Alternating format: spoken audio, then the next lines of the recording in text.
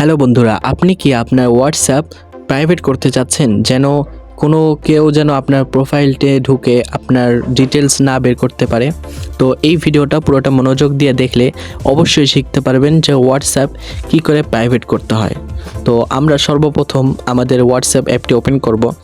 করার পরে উপরে দেখতে পাচ্ছেন 3 লাইন অথবা 3 ডট, ওইখানটিতে ক্লিক করব। তারপর দেখতে পাচ্ছেন সেটিংয়ের অপশনে ক্লিক করার পরে আমরা প্রাইভেট নামে যে অপশনটি ওইখানে ক্লিক করব।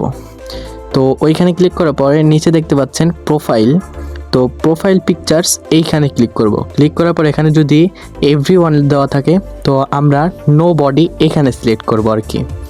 তো এইখানে সিলেক্ট করার পর এইখান থেকে ব্যাক নেওয়ার পরে নিচে দেখতে পাচ্ছেন অ্যাবাউট, ওই অ্যাবাউট অপশানে ক্লিক করার পরে এখানেও নো বডি দিয়ে দিব। তো আমাদের কাজটি শেষ। তো এখন থেকে আমাদের হোয়াটসঅ্যাপ কেউ ক্লিক করে আমাদের ডিটেলস বের করতে পারবে না। ধন্যবাদ বন্ধুরা।